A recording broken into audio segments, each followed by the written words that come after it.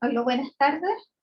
Estamos ya, estamos todos los que convocados a esta parte de nuestra jornada dedicada a las ponencias que prepararon nuestros expositores, a quienes agradecemos mucho la gentileza de haber preparado sus trabajos y tener la oportunidad de compartir con ellos y contribuir al conocimiento de estas materias. En primer lugar, nuestra primera ponencia la va a presentar don Hugo Osorio Morales. Don Hugo es abogado de la Pontificia Universidad Católica, Master of International Taxation, University of Sydney, magíster en tributación de la Facultad de Economía y Negocios de la Universidad de Chile. Está doctorando además en el doctorado en Derecho, mención Constitucionalismo y Derecho. Además yo aquí hice un resumen de lo que es su largo currículum. Trabajó previamente en el Consejo de Defensa del Estado, tuvo algunos cargos en el Servicio de Impuestos Internos, y desde el 2011 hasta la actualidad es juez del Tribunal Tributario y Aduanero de la región de Los Ríos. Dejo con ustedes a don Hugo, que nos va a exponer su ponencia denominada Crisis de Ley, Reserva Legal y Capacidad Contributiva, una invitación a la dogmática. Así que dejo con ustedes a Hugo. Hugo, siendo las 13:30, tenemos dispuesto 15 minutos para cada presentación, así que le entrego el micrófono. Muchas gracias. Muchas gracias, Jimena. Un gusto verte nuevamente después de tanto tiempo. Agradezco a la Instituto Chileno de Derecho Tributario, a Pontificia Universidad Católica, mi alma mater. Estoy muy contento de participar acá. Creo que es una instancia muy interesante, especialmente considerando los tiempos que estamos viviendo, en que la reflexión sobre derecho tributario, principios constitucionales, parece ser una reflexión urgente. Voy a compartir la presentación que me pidieron que hiciera en este formato. ¿Me confirmas, por favor, Jimena, si se ve? Sí, se ve.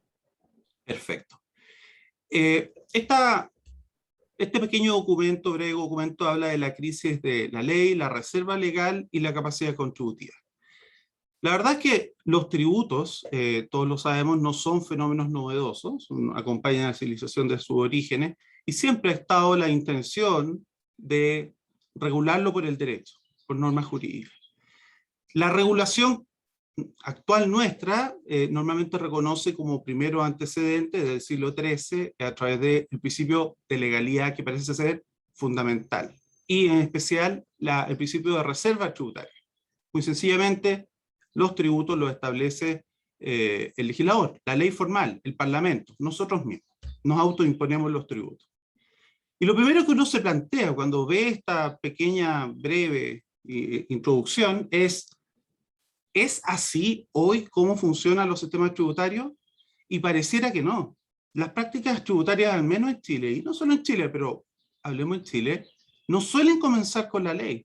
Suelen comenzar con lo que el servicio señala en innumerables oficios, circulares, respuesta a consulta, los catálogos, los catálogos donde señala una serie de operaciones que podrían ser elusivas, que ni siquiera nos presentan cuáles son su fundamentación, y los operadores lo que hacemos es, guiarnos por esas instrucciones, ¿no? Por esas opiniones, que supuestamente no son obligatorias para los contribuyentes, pero en la práctica los contribuyentes, y por qué no decirlo también muchas veces los tribunales, siguen esas instrucciones. Entonces, pareciera que tenemos un problema, porque por un lado es la ley, de acuerdo al principio de reserva legal, la que establece los tributos, y por otro lado en las prácticas no es la ley, es el servicio a través de sus instrucciones. Tenemos una crisis de la legalidad o la reserva tributaria. Entonces, esta central relevancia que debiera o que supuestamente tiene la ley formal, parlamentaria, pareciera que no es tal en la práctica cómo opera el sistema tributario. Y esto es un problema.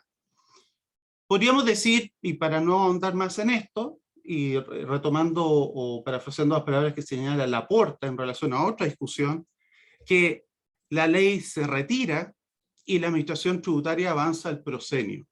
Así es como pareciera estar funcionando nuestro sistema tributario en la actualidad. ¿Qué es lo que voy a proponer? Voy a proponer un breve examen de la reserva y su vigencia, atendido especialmente el problema de la crisis de la ley, y evaluar una de las propuestas que suelen presentarse en este aspecto, que es darle mayor relevancia a la capacidad contributiva. Mi propuesta al respecto es que esta idea de darle especial relevancia a la capacidad contributiva presenta riesgos y costos que probablemente no hemos considerado adecuadamente. Entonces, legalidad y reserva. A legalidad y reserva podríamos decir la legalidad en general, es un principio, ¿no?, que todos los órganos del Estado se sometan a la ley, ¿no?, a la ley y no a la ley de los hombres y mujeres, sino a la ley parlamentaria. Y la reserva tributaria en ese contexto es esta idea de que los tributos solo sean establecidos por el legislador. ¿Cuáles las razones por las cuales se fundamenta este principio? Se suele mencionar los fundamentos clásicos. En primer lugar, limitar el poder del rey, ¿no? Así nació la legalidad y la reserva.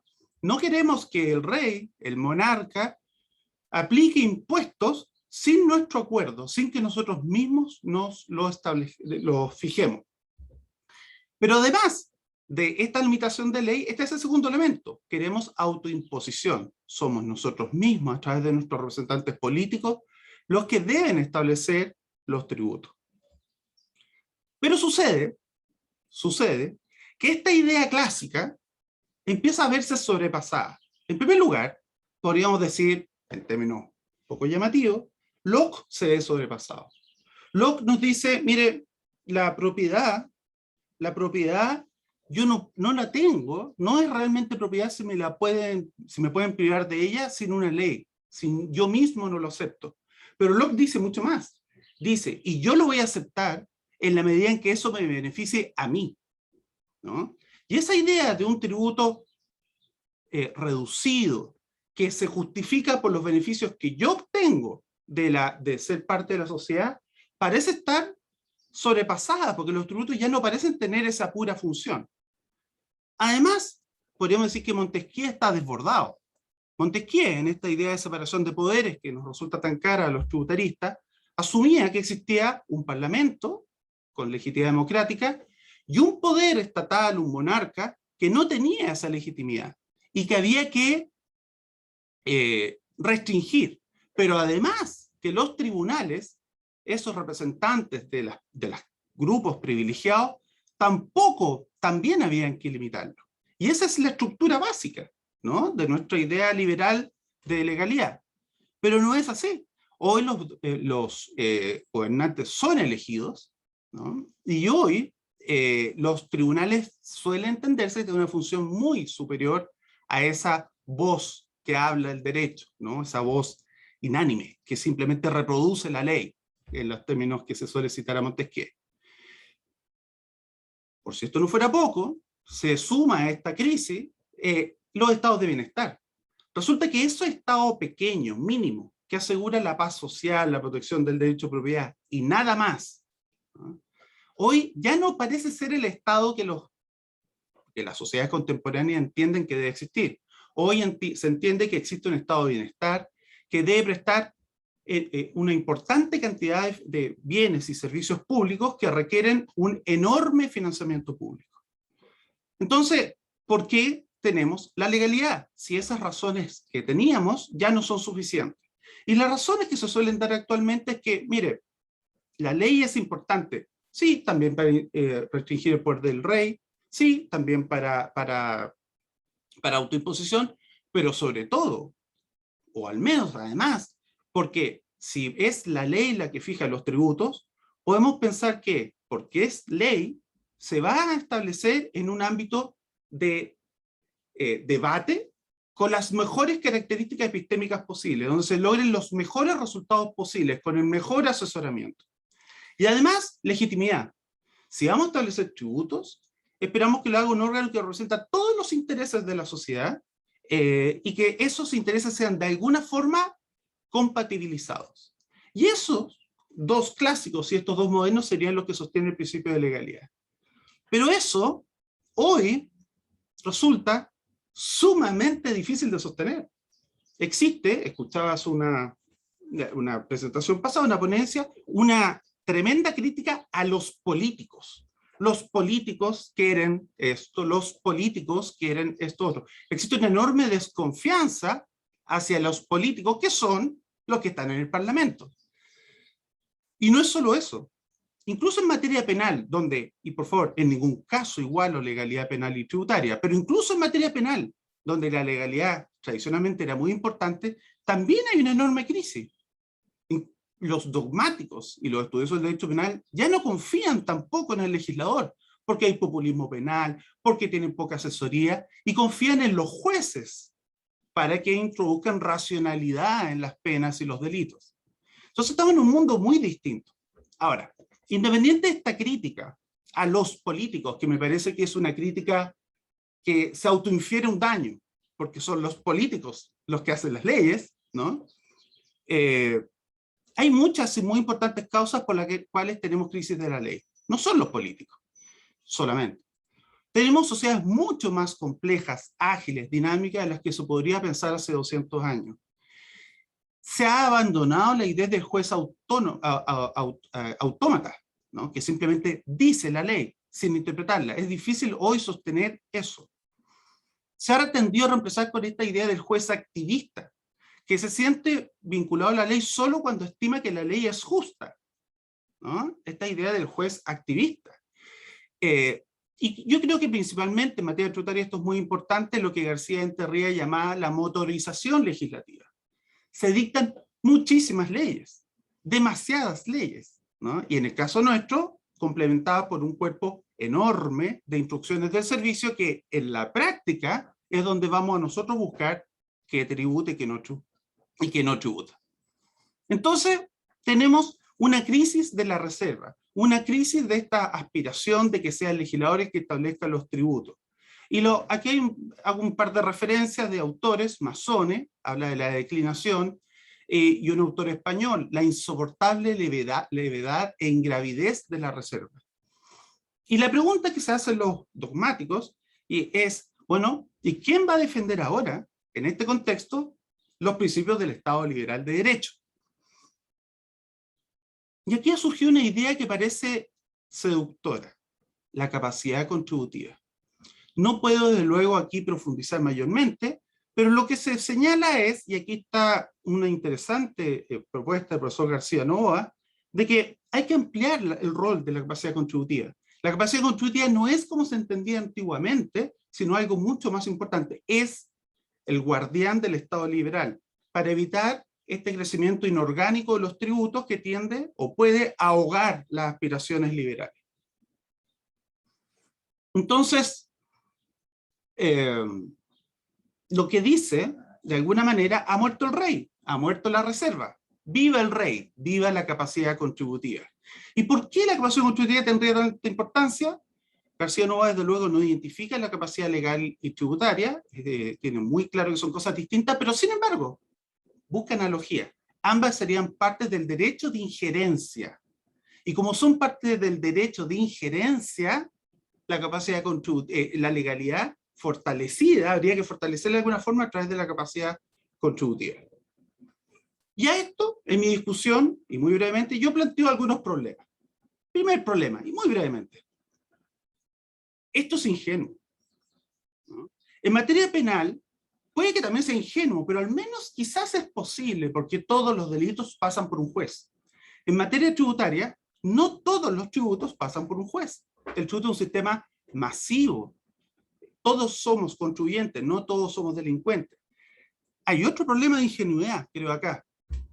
Existe esta idea de fortalecer los principios constitucionales, una cierta adhesión a las ideas post-positivistas. neoconstitucionalistas, que ven en la multiplicación principalista de ciertas ideas, capacidad contributiva, derecho a propiedad, una manera de controlar al poder político a través de jueces activistas.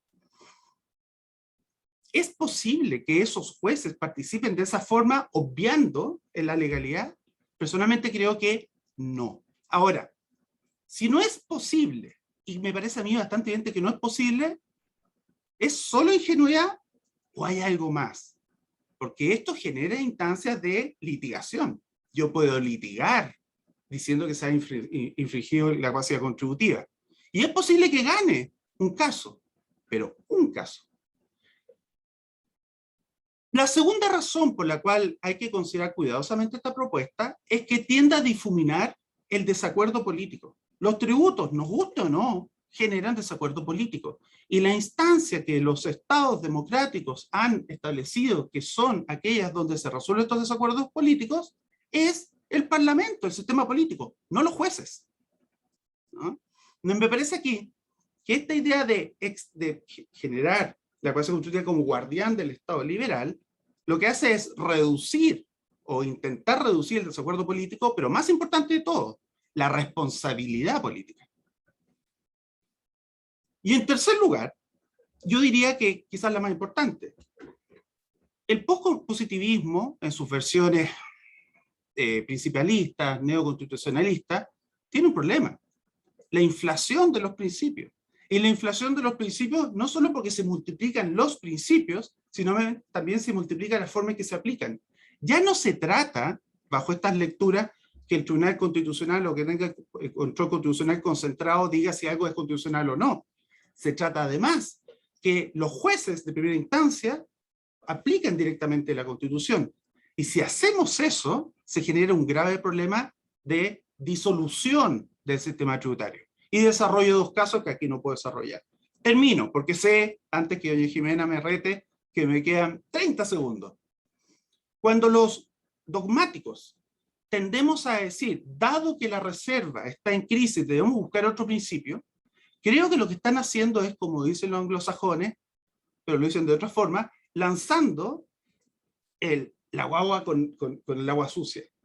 Porque vemos un problema en la reserva, en vez de reparar la reserva, preocuparnos por fortalecerla y hacerla acorde a la realidad actual, estamos dispuestos a irnos a otro principio, cuando es la legalidad el principio fundamental. Y en eso sí coincidimos todos de los sistemas tributarios. Lo que se necesita no es restarle valor a la reserva y a la legalidad. Lo que se necesita es enriquecerla para que sea capaz de enfrentar los problemas actuales, entre otros, la elusión tributaria. Muchas gracias. Muchas gracias, Hugo. Excelente presentación. Gracias por la contribución con esta ponencia a nuestra actividad. A continuación, presentamos a don Jorge González Varas. Él es abogado, doctor de la Universidad del País Vasco.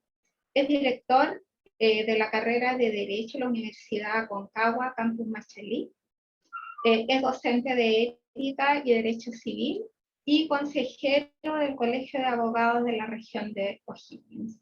Don Jorge González nos va a exponer sobre libre concurrencia para ante los tribunales tributarios y aduaneros en la calificación de esquemas tributarios. Lo dejo, don Jorge, con el micrófono. Doña Jimena, muchas gracias, buenas tardes. Le agradezco a usted como cara visible también de la organización y, por supuesto, a la Facultad de Derecho de la Pontificia Universidad Católica de Chile y al Instituto Chileno de Derecho Tributario por la posibilidad de proponer más que algo más sistémico o acabado. Y parodiando o parafraseando un poco a alguien que ya ha intervenido, quisiera tener presente, a ver, algo me pasa con el compartir, no, ¿ahí se ve? ¿Sí? Sí, se ve. Ya. Muchas gracias, doña Jimena.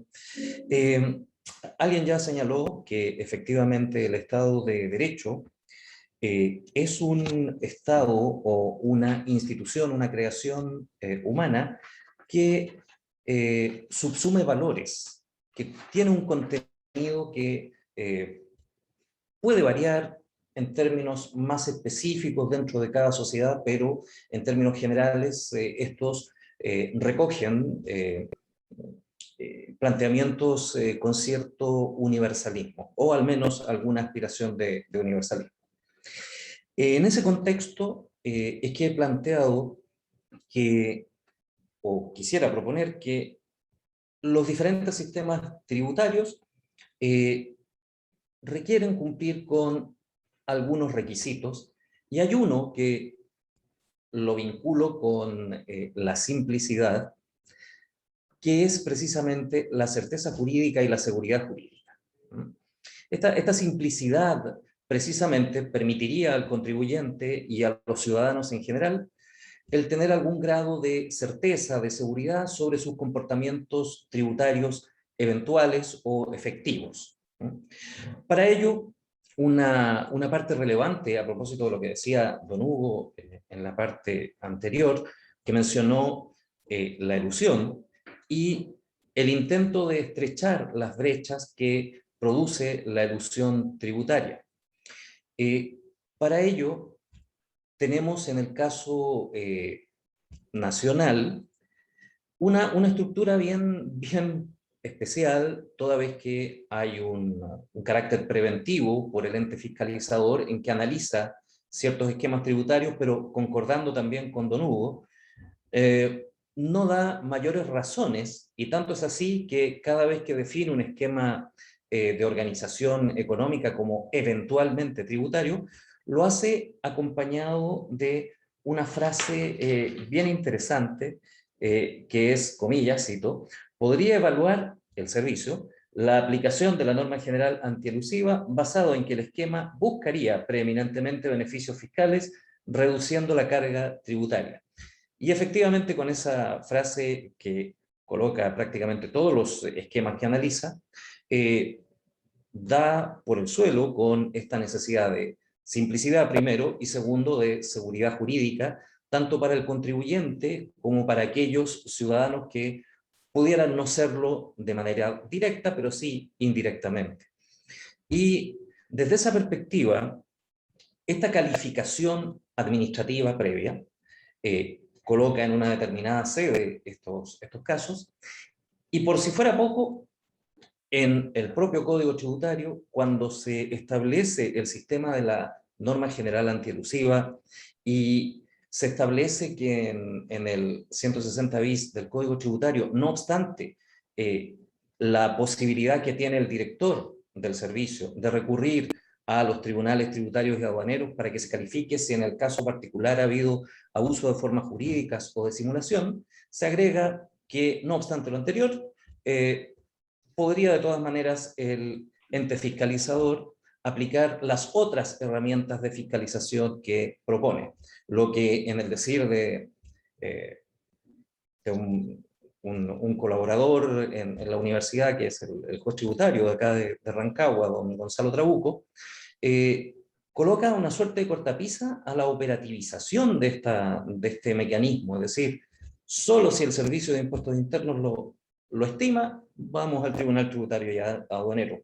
Claro, tiene que respetar la buena fe y el principio de buena fe, pero efectivamente no es, desde acuerdo a lo que estoy proponiendo, aquello que pudiera resultar ideal en mi modestísimo parecer. Y en esa misma línea, frente a este escenario, tengo la percepción que se requiere, no por una ingenuidad, y me gustó mucho lo que dijo don Hugo en la ponencia anterior, lo que se requiere es precisamente que el ente jurisdiccional especializado pudiera tener también una participación, no en la generación, sino por un mecanismo de acción también de parte de los contribuyentes o eventuales contribuyentes o los ciudadanos, para ir directamente al Tribunal Tributario y Aduanero y poder solicitar, mire, por favor, yo necesito una cierta seguridad jurídica de que lo que voy a hacer es adecuado, tanto desde el punto de vista normativo como desde el punto de vista de los principios del sistema tributario, y que no voy a probablemente pasar a llevar alguna normativa o incurrir en abuso o de formas, perdón, o en simulación. Y por lo mismo, en ese esquema no basta con que el legislador tributario entregue la calificación a entes administrativos por más calificados que sean. Aquí hago un pequeño paréntesis. ¿Por qué digo esto? En mi juventud me tocó trabajar como procurador en la Dirección Nacional, en lo que se llamaba Defensa Judicial. Y efectivamente me tocaba acompañar a los fiscalizadores a prestar algunas declaraciones, y en una oportunidad, entre los distintos procuradores, conversábamos de un caso y decíamos, oye, aquí no hay nada, ¿por qué tenemos que seguir con esto? De hecho, falleció el contribuyente, y ya cuando ya se repuso toda la situación, solo se vio beneficiada la viuda y la hija. Y en definitiva la respuesta que me dieron fue quizás muy, muy de texto. Aquí no estamos ni para ser justos ni injustos. Tenemos que representar a nuestro cliente, que es el fisco, y el tribunal decide. Pero en esa época también sabemos que la forma en que los tribunales podían operar era siempre con una suerte de ¿cómo decirlo?, de cercanía. Eso es, cercanía con el fisco. Recuerdo que los procuradores del Consejo de Defensa del Estado en esa época no les parecía muy apropiado que no solo ellos, sino que también Impuestos Internos pudiera fotocopiar el expediente completo, ¿no? Estamos hablando del antiguo sistema penal, ¿no? por si acaso, ¿no? Y no obstante eso, insisto, esta calificación entregada solo a entes administrativos no es suficiente en lo que estoy planteando, y tampoco basta que la posibilidad de obtener el pronunciamiento jurisdiccional de los tribunales tributarios y aduaneros, la posibilidad de accionar para ello sea exclusiva también del Servicio de Impuestos Internos. Y en ese sentido, ¿por qué motivo? Porque fundamentalmente las posibilidades administrativas, a pesar de la ley 19.880 y la 18.575, no son de las más dúctiles para poder obtener una siquiera declaración de parte de la administración. Por lo tanto, los administrados en este sentido, a pesar de esa normativa que creo que todavía debe ser perfeccionada, a pesar de que ello, nos encontramos en una situación frente al tema de los actos eventualmente elusivos que en mi modestísima propuesta es un tanto desmejorada. Por lo tanto, se requeriría incorporar al contribuyente para que pueda concurrir libremente ante el ente jurisdiccional especializado y no tener que esperar a que, si lo estima del caso, lo haga el Servicio de Impuestos Internos, y que se pudiera solicitar a este tribunal que despejara al menos los criterios. Es un tema todavía en pañales para conversarlo y profundizarlo, o al menos los criterios si existe o no abuso de formas o simulación. Ahora, esta calificación viene dada por lo siguiente. Según Schiaga, Ganuzas, Wroblewski y el mismo Ricardo Guastini, todo sujeto que está enfrentado en esta dinámica a una resolución lo va a hacer respecto de una decisión jurídica final que dispone sobre un caso concreto y establece las consecuencias jurídicas de aquello. Pero para llegar a esa decisión, desarrolla también un conjunto de decisiones previas que constituyen su modelo teórico de toma de decisiones. Y ese modelo teórico que tiene cada sujeto que resuelve para la toma de decisiones tiene contenidos axiológicos en que le puede parecer en tal sentido al resolutor adecuado, cuando es el ente administrativo el que califica, por ejemplo, los eventuales actos constitutivos de elusión, puede tener la tendencia a considerar que determinadas acciones, sin carga valorativa, sino determinadas acciones por su estructura valórica, axiológica y de experiencia, que el eventual comportamiento de ese contribuyente pueda ser realizado en perjuicio de la administración. Y desde esa perspectiva pierde un poco el tema de la especialidad cuando es el ente administrativo el que toma ese tipo de decisiones. Y para ir finalizando, esta norma general antielusiva y la manera en que está estructurada en el planteamiento de este expositor requiere o requeriría de un órgano jurisdiccional que la aplique y convirtiéndola en algo jurídicamente operativo, pero sin que aquello dependa de la sola voluntad del accionar del ente fiscalizador, que es lo que ocurre hoy en día. Ahora, y concuerdo también en que finalmente uno termina tratando de despejar cuál es el comportamiento, recurriendo a las circulares del Servicio de Impuestos Internos y a toda esa enorme cantidad de documentos que se suelen emitir por el servicio.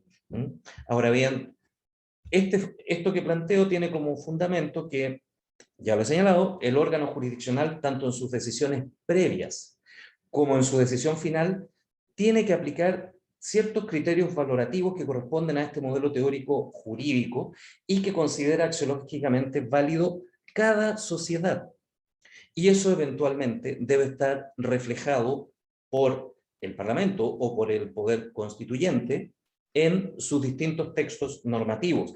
Pero quien tiene la función de velar para que la aplicación de esto sea efectivamente concordante es precisamente los entes jurisdiccionales. Y desde esa perspectiva es el planteamiento que hago, es decir, que se le permita al contribuyente o incluso al ciudadano que aún no lo sea, poder concurrir directamente y libremente ante el Tribunal Tributario y Aduanero competente para que se pronuncie, si no sobre la figura específica, al menos sobre los criterios que deberían orientar la existencia o no de estos elementos o constitutivos, eventualmente de simulación o de abuso de formas jurídicas que pudieran ser a su vez base o elemento para la elusión tributaria, toda vez que de otra manera existe una verdadera incertidumbre sobre la forma de organizar el modelo económico de negocios por los diferentes contribuyentes.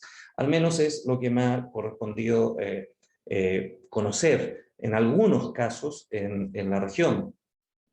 Esta es la región de O'Higgins, perdón, desde acá estoy conectado. Y doy solamente estos dos ejemplos para cerrar. Uno fue el caso de una consulta que se efectuó sobre la incorporación en un registro y la respuesta de impuestos internos tardó un año. Y la respuesta que dieron fue, tomaron la pregunta que se hizo, colocaron el artículo y sería, pero no hubo explicación, no hubo más. Y por otro lado, también otro hecho interesante en ese sentido, una situación en que un contribuyente tenía un determinado esquema que había sido aprobado por los fiscalizadores a lo largo de toda la existencia de la sociedad de que él formaba parte, y en un año específico, 2019, no se lo aceptaron. Y tuvo que reestructurar todo su esquema de negocios y además pagar las multas que le cursaron en ese minuto. Por lo tanto, hay cambios que muchas veces no obedecen a principios como tales, sino más bien a una suerte de prejuicios por criterios valorativos que escapan de lo estrictamente jurídico. Bien. Creo que me quedan como 50 segundos. Voy terminando, agradeciendo que hayan tenido la paciencia de escucharme y al menos desde la región de O'Higgins les agradecemos la oportunidad de haber participado en estas jornadas. Muchas gracias. Muchas gracias a ti, Jorge. Muy buena exposición. Y a continuación presentamos a don Luis Álvarez García de la Huerta. Él es abogado de la Pontificia Universidad Católica. No sé si ahí me congelé, parece un minutito. Repito que presentamos a nuestro siguiente ponente, don Luis Álvarez García de la Huerta, abogado de la Pontificia Universidad Católica, candidato magíster en el Magíster de Derecho Tributario de la Universidad de Chile, consultor tributario senior de Deloitte. Luis nos va a exponer sobre dificultades derivadas de la remisión al artículo 94 de la Ley de Sociedades Anónimas en el tratamiento de la división. Ahí no sé por qué no veo a Luis y veo aún a Jorge González y su presentación. Ah, no, ahí está la presentación ¿sí? de al que no veía era Luis. Ahí está, Luis. Muchas gracias, Jimena. Okay. Agradezco bueno, Perdón, que te ¿sí? interrumpa. Como recordatorio, porque estamos bastante pasados los minutos, que tu exposición está partiendo 14:04, entonces terminaríamos a las 14:19. Perfecto. Sí, ningún problema. Ya, Bueno, muchas gracias a todos, al Instituto Chileno de Derecho Tributario, también a la Pontificia Universidad Católica. En este caso, bueno, quiero abordar un tema que va ligado con la legalidad que comentaba don Hugo. Es más específico, eso sí, se trata sobre la división de sociedades y las dificultades que puede aparejar a mi juicio, pueden haber otras también, el tratamiento que se da a las mismas en materia tributaria. Bueno, en ese sentido, como primera aproximación, planteaba ciertas consideraciones previas antes de dar estas dificultades. Una primera cosa que es muy importante es que el desarrollo legal de lo que es la división de sociedades está tratado en el artículo 94 y siguientes de la Ley de Sociedades Anónimas y su reglamento. En ese sentido, en materia tributaria no existe una definición de división, pero eso no quiere decir que la división sea algo indiferente para el derecho tributario. Acá, adentrando más al tema en concreto, sucede que la división es importante para el derecho tributario, principalmente por su aptitud de neutralidad fiscal. Esto quiere decir que en operaciones divisivas el servicio no se reconoce una ganancia o pérdida y el servicio se ve inhibido de ejercer su facultad de tasación. Facultad que está principalmente planteada en el artículo 64 del Código Tributario, como acá pueden ver. Y en lo que se refiere a la inhibición de tasar, el artículo 4 del artículo 64 el que establece que en operaciones de división y también de fusión, siempre que se mantenga registrado el valor tributario de los aportes y activos de la operación, esa operación no es susceptible de tasación y por lo tanto se le da un tratamiento neutro. Dicho eso, quiero referirme un poco al concepto de división para fines tributarios y la técnica legislativa que se ocupa, para luego pasar con las dificultades. Bueno, como le adelantaba, en un primer término, algo que es muy importante es que hay una ausencia de definición tributaria de división. Esto produce que en base al artículo 2 del Código Tributario, existiendo una laguna normativa, el servicio recurre a la definición de división del artículo 94 de la Ley de Sociedades Anónimas. Esto está en la circular 45 del 2001.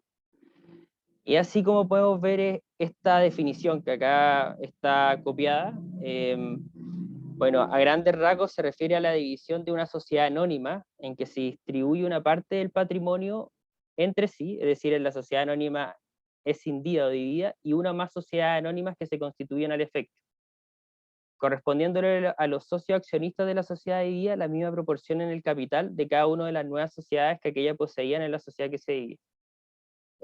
Así, para efectos tributarios, en base a la circular 45 referida, esta es la definición que aplica para división. Respecto a esta definición, perdón, no, definición de división, lo que es importante considerar a nuestro juicio son tres aspectos. El primero es que es una escisión parcial. Que sea una escisión parcial quiere decir que la sociedad dividida preexiste una vez hecha esta operación. Es decir, al decir la definición que el patrimonio se distribuye entre sí, entre la dividida y entre una o más sociedades, no se está distribuyendo la totalidad del patrimonio, por tanto la sociedad dividida subsiste. Esto se opone a la división total, que es algo muy común en el derecho comparado, está presente en Argentina, en Colombia, en las directivas de la Unión Europea también se puede ver como es algo común, Y lo mismo ocurre también con otro tipo de escisión, que es la escisión por absorción. En esta se ve más claramente a qué se refiere la división, la definición, porque, como dijimos, se constituye una nueva sociedad producto de la división de la sociedad anónima, y eso significa que es por creación, y eso se opone a la por absorción, que en ese caso el patrimonio asignado no tiene como objetivo constituir una nueva sociedad, sino que se puede aportar a una sociedad preexistente. Esos son dos aspectos importantes de lo que es la división en Chile. Y un tercer aspecto de esta definición es que se refiere a la sociedad anónima. Bueno, por último, que también es importante para efectos de neutralidad, está el efecto declarativo de la división. Esto viene de un antiguo pronunciamiento de la SBS que fue reconocido por el servicio en la Circular 68 del año 1996, que establece que en la división no existe una enajenación, sino que existe una asignación de derechos preexistentes. Esto implica que haya sido a lo largo de la historia uno de los principales argumentos para considerar la división como una operación neutra, ya que no hay una enajenación. Dicho esto, vamos a pasar a las dificultades. Bueno, como les decía, está el uso de la analogía, que es una dificultad importante, y se ve sobre la sociedad de personas. Ahí salen unos pronunciamientos del servicio que, bueno, a lo largo de muchos años ha venido estableciendo que a la sociedad de personas le aplica también la definición de la ley de sociedades anónimas y pueden ser neutras. Esto, a nuestro juicio, plantea ciertas dificultades. En primer lugar, es que la analogía es discutida en el derecho, ya que no es una fuente de interpretación de la ley. Así autores como el profesor Marcelo Mardone ha discutido esto. Otra dificultad es el artículo 6, letra A, número 1 del Código Tributario, que establece la facultad del director de interpretar las disposiciones tributarias.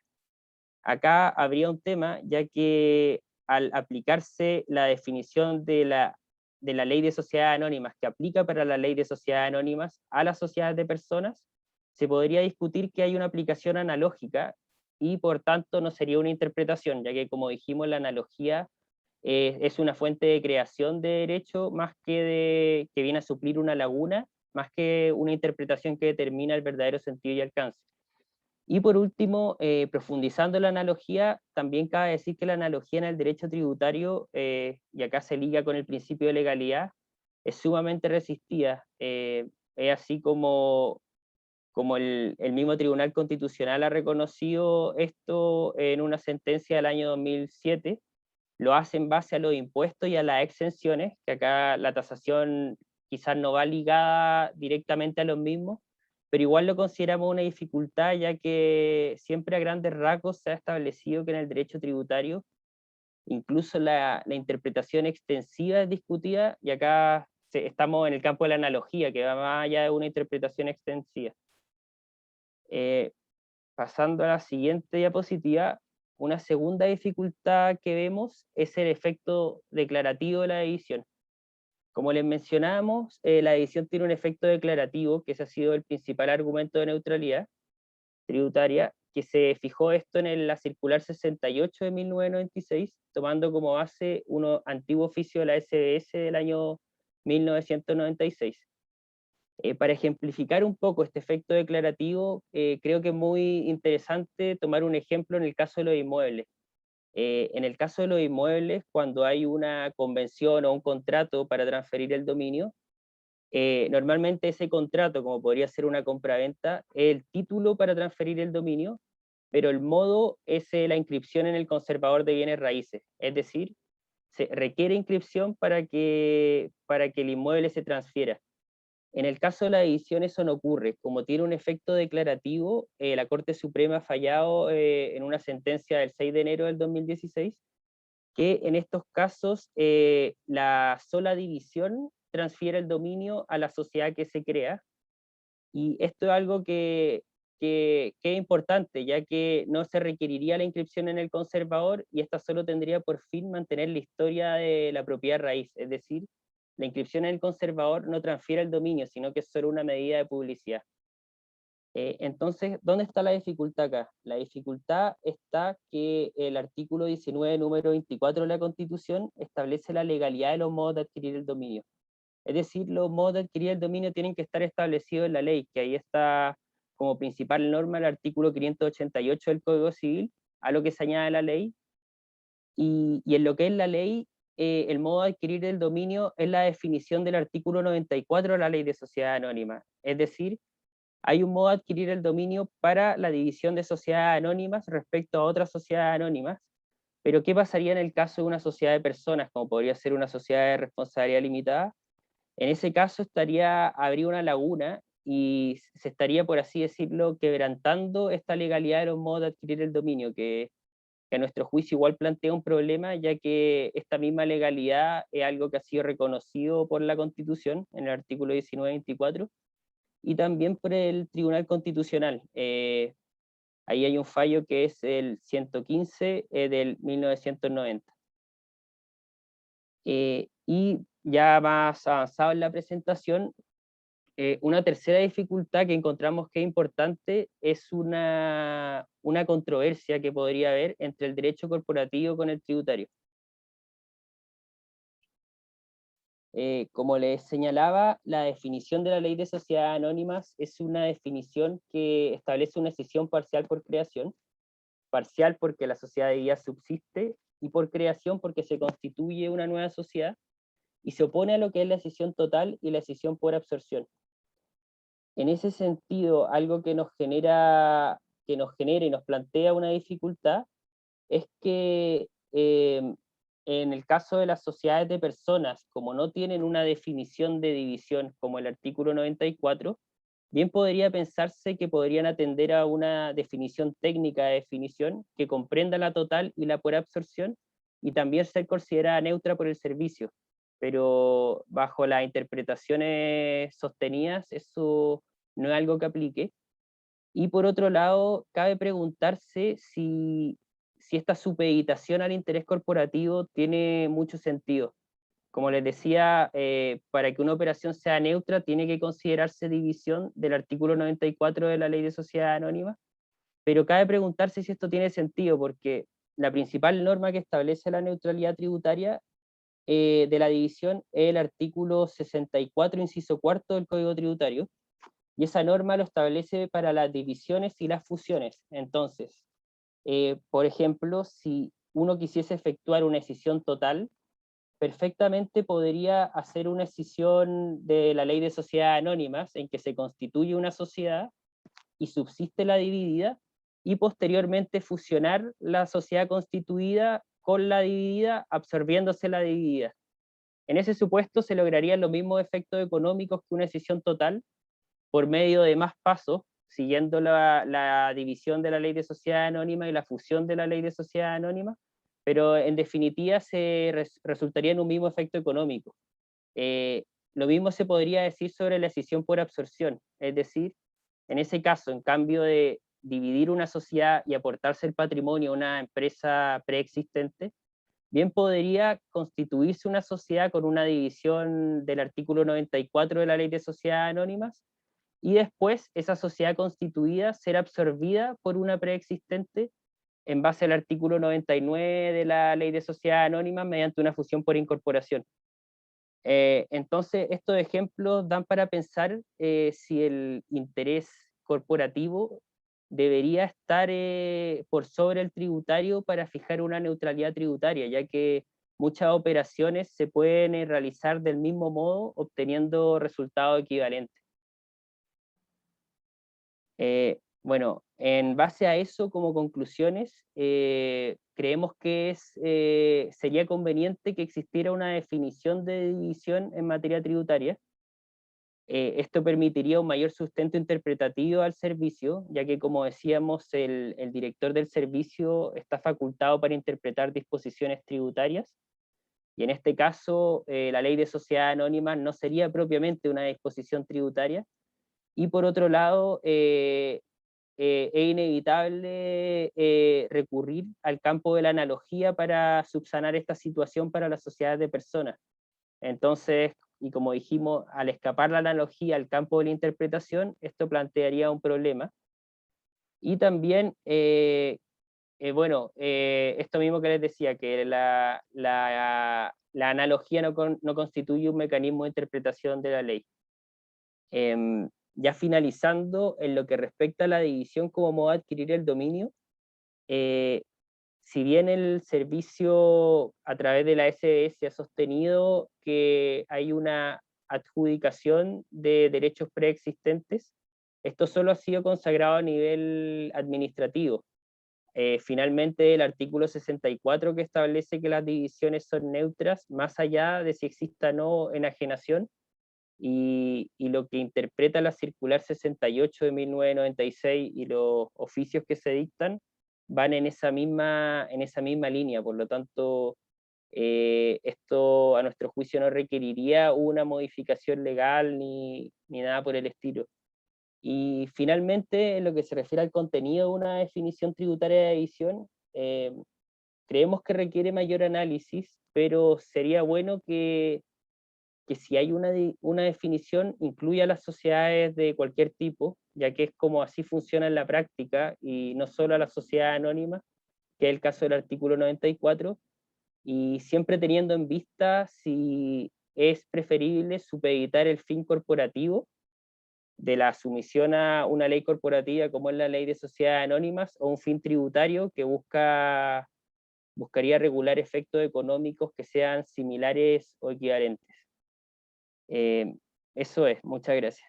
Ok, muchas gracias Luis por tu excelente presentación. A continuación tendremos la ponencia de don Gonzalo Vergara Quesada, abogado de la Pontificia Universidad Católica, máster en Derecho Convención en Derecho Tributario de la Pontificia Universidad Católica, docente también de la Universidad Católica en la Cátedra de Derecho Tributario, en la Universidad de Concepción, en la Universidad de los Andes y en la Universidad Adolfo Ibáñez. Además es gerente legal tributario en Pricewaterhouse y tiene también una historia de trabajo en el Servicio de Impuestos Internos. Desafortunadamente Gonzalo, por temas de agenda, no puede estar presencialmente, pero nos mandó su video por la presentación. Así que ahora le pido a la persona de la universidad que va a proyectar la presentación.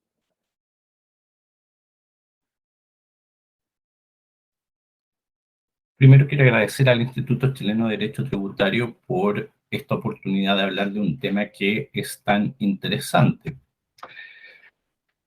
La autonomía del derecho tributario, como título, un problema vigente, nos plantea un problema que como se puede ver en esta interacción, ocurrió el año 2019, en el nivel más alto de la creación de las leyes nacionales, es efectivamente un problema vigente.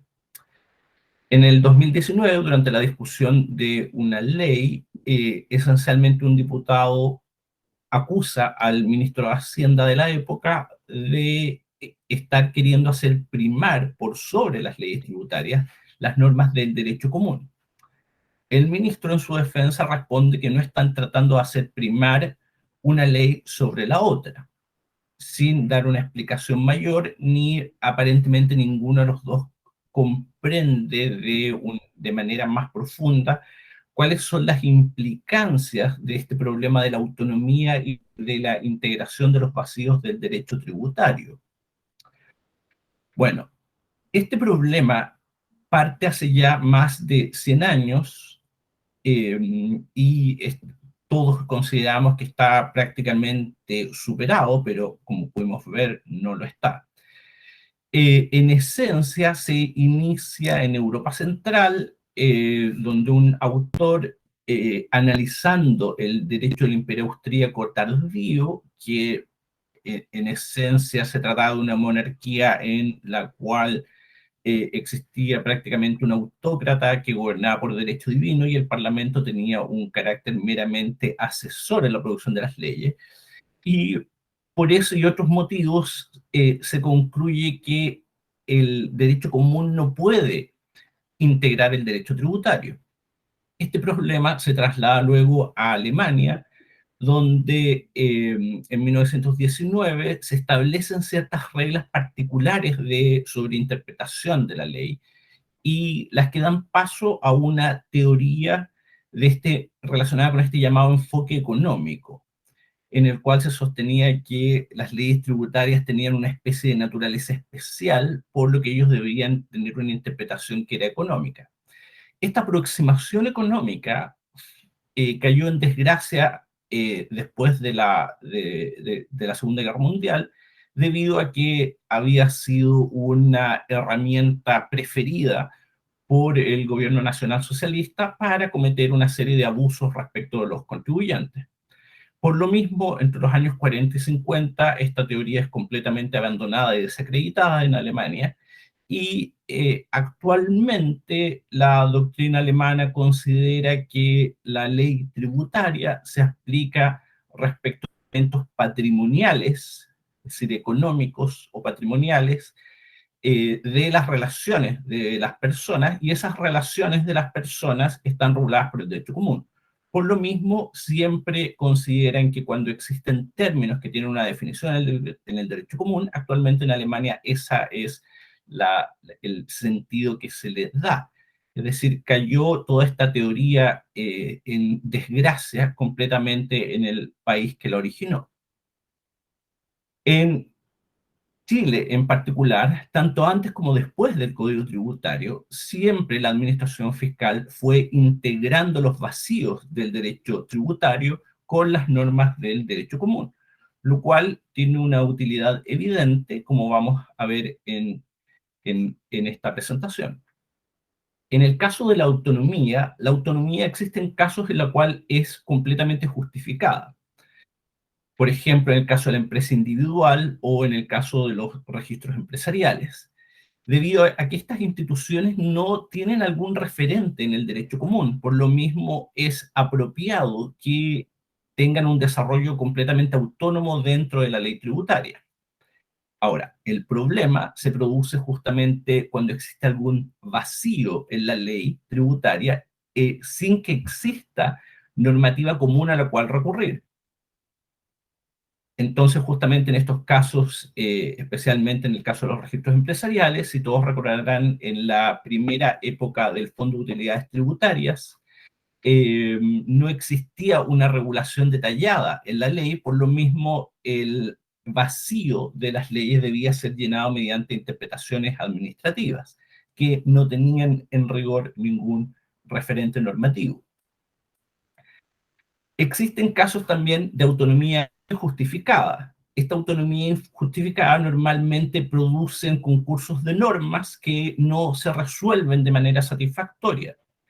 Por ejemplo, dos casos simplemente. En el artículo 27 de la Ley sobre Impuestos a las Ventas y Servicios se repitió lo que en rigor es la regla del derecho común respecto del momento en el cual una construcción pasa a ser propiedad de quien la encargó. Y justamente se habla de la aceptación de las obras, que sería el hecho que produce la transferencia del dominio.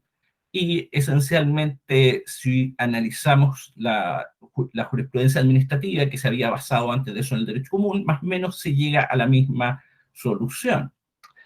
Ahora, si en ese primer caso la solución es la misma, tenemos un segundo caso donde la solución del derecho especial de esta solución autónoma es insatisfactoria, y por lo mismo la administración debe salir a utilizar el derecho común, que es en el caso del artículo 17, número 8 de la Ley sobre Impuesto a la Renta, que trata de resolver lo que en el derecho común se resuelve con el título y el modo.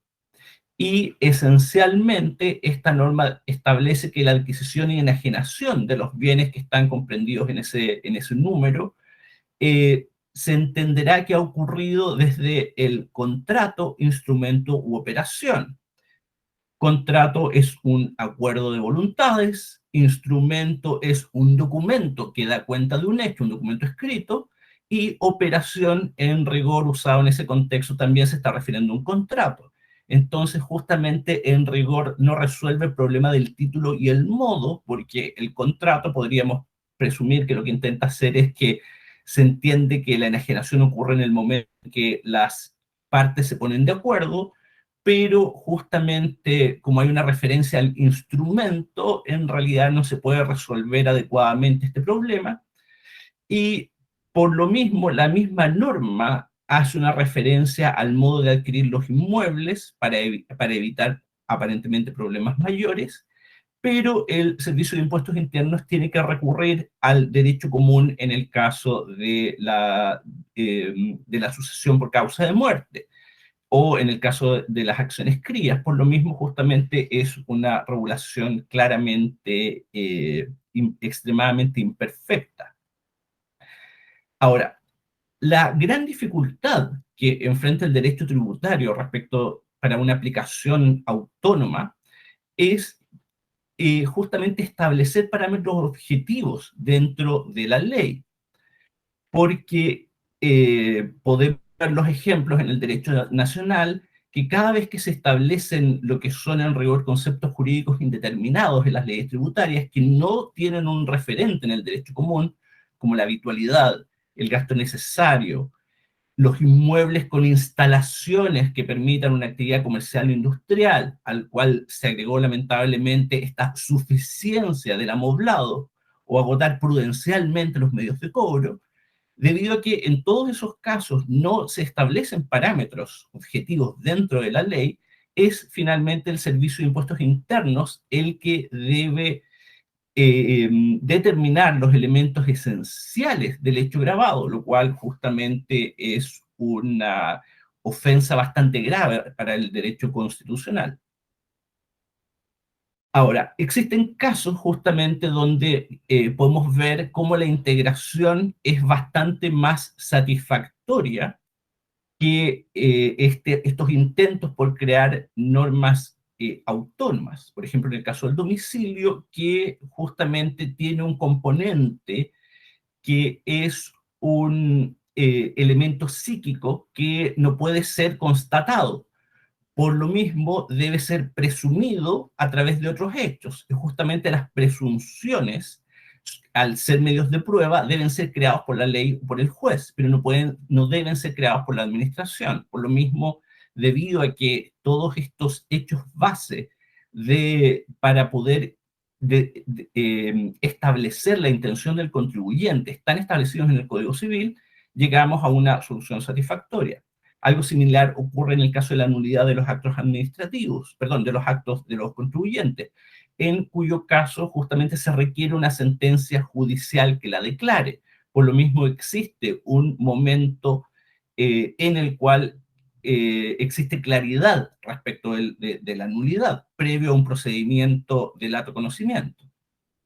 Ahora, no necesariamente la integración en nuestro derecho va a ocurrir siempre por la ley. En algunos casos, como en los premios que otorgan los casinos de juego regidos por la legislación especial, en ese caso los ingresos del casino están determinados conforme al reglamento de casinos, lo cual justamente tiene un efecto respecto al impuesto al valor agregado, pero nuevamente es una norma que no es creada por la administración fiscal la que viene a integrar el derecho tributario. Ahora, el recurso al Código Civil justamente permite además recurrir a otro tipo de textos que no son creados por la administración tributaria, que vienen a integrar estos vacíos. Entonces, justamente aplicando las reglas sobre interpretación de la ley, el Servicio de Impuestos Internos pudo determinar que en el caso de los bonos, el significado de ese término estaba dado por el uso natural y obvio de las palabras.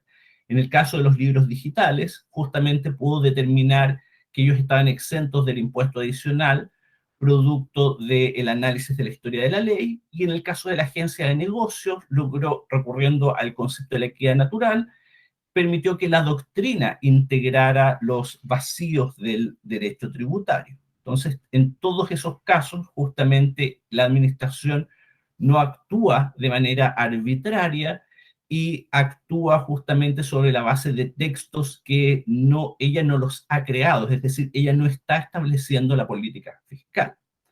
Entonces, a modo de conclusión, lo que podemos decir es que es justamente uno de los elementos favorables de nuestro derecho tributario es que ocurre esta autonomía limitada.